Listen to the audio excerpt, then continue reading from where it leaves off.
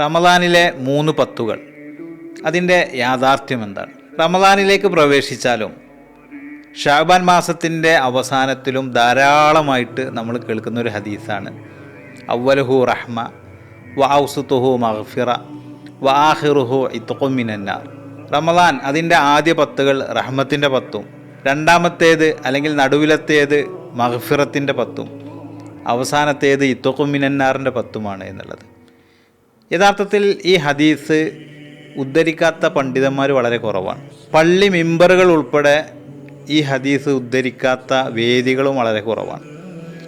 എന്നാൽ യഥാർത്ഥത്തിൽ ഈ ഹദീസ് ലഈഫായ ഹദീസ് എന്നാണ് മുൻഗാമികളും പിൻഗാമികളുമായിട്ടുള്ള ഇമാമുമാരൊക്കെയും ആ ഹദീസിനെ സംബന്ധിച്ച് പറഞ്ഞിട്ടുള്ളത്.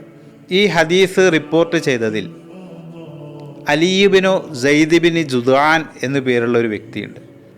ഈ വ്യക്തിയെ വിശ്വാസയോഗ്യനായിട്ട് പരിഗണിക്കുന്നില്ല എന്നുള്ളതാണ് ഏറ്റവും വലിയ വിഷയം. ഷെയ്ഖ് അൽബാനി ഉൾപ്പെടെയുള്ള ആളുകൾ ഈ ഹദീസിനെ ലഈഫായ ഹദീസായിട്ടാണ് കണക്കാക്കുന്നത്.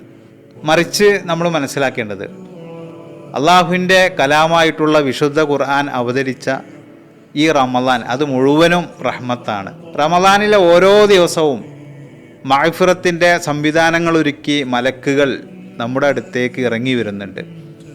റമദാനിലെ ഓരോ രാത്രിയും നരകവിമോചനത്തിൻ്റെ രാത്രികളാണ്. ആ അർത്ഥത്തിൽ കണക്കാക്കുമ്പോൾ റമദാൻ മുഴുവനും റഹ്മത്താണ്, റമദാൻ മുഴുവനും മഗ്ഫിറത്താണ്, റമദാൻ മുഴുവനും ഇത്ഖും മിനന്നാറാണ്. അതുകൊണ്ട് പ്രാർത്ഥനകളിൽ റഹ്മത്തിനെ ചോദിക്കേണ്ടത് 30 ദിവസവും, മഗ്ഫിറത്തിനെ ചോദിക്കേണ്ടത് റമദാൻ മുഴുവനും, അതുപോലെ തന്നെ നരക വിമോചനത്തിന് വേണ്ടിയുള്ള പ്രാർത്ഥനകൾ വേണ്ടത് റമദാനിലെ എല്ലാ ദിവസവുമാണ്.